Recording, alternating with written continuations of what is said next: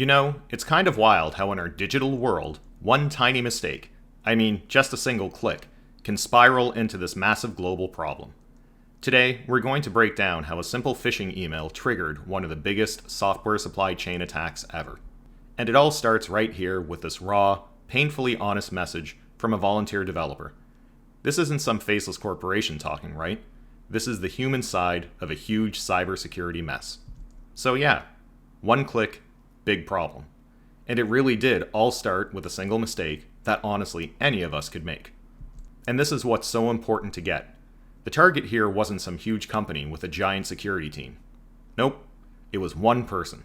A volunteer who was just having a really stressful week trying to maintain a critical piece of the internet's infrastructure.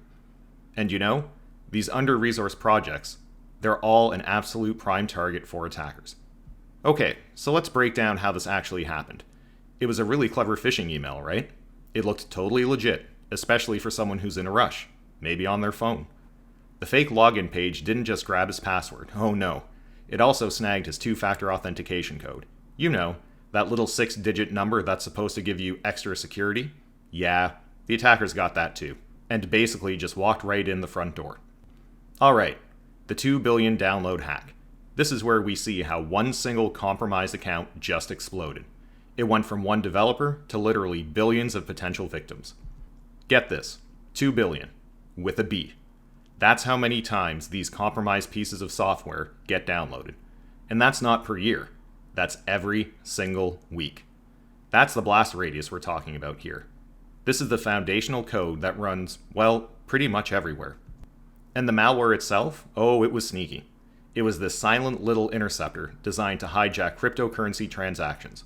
So it would just sit there and watch for you to send some crypto, and then in a blink of an eye, it would swap the real destination address with one of the attackers.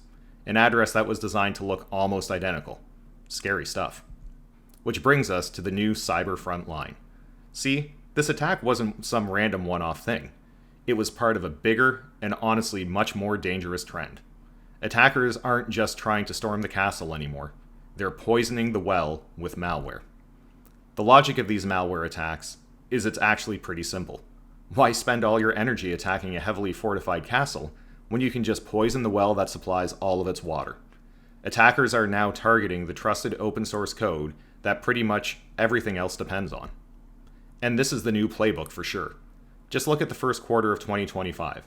Over half of what Sonatype has found is designed for data exfiltration, stealing your API keys, your credentials, your environment variables. That's the real prize, getting a permanent foothold inside your development pipeline. So, who's on the receiving end of all of this? Who's bearing the brunt of this new strategy? It's the open source community, the developers who are building our digital world. They are without a doubt on the new front line of a cyber war. Okay, that's a lot of bad news, I know, but it's not all hopeless. The key here is to shift our whole security mindset away from just cleaning up messes and toward preventing them from ever happening. We have to start blocking this malware at the front door. Think about it. Traditional security tools are reactive. They scan your code after you've already downloaded a dependency. So yeah, they find the problem, but now you've got a fire drill on your hands to clean it up. A proactive approach, like a firewall, is totally different. It doesn't just find the problem, it prevents the problem. It blocks the bad stuff before it can ever get into your system in the first place. And that is exactly what Sonatype Repository Firewall does. It acts like an intelligent security guard for your entire development process. Instead of waiting for something bad to happen, our AI analyzes over 60 different behavioral signals to automatically block malware before a developer can ever download it. It's how we've already found over 850,000 malicious packages and kept our customers safe from the exact kind of attack we're talking about. So here's the bottom line.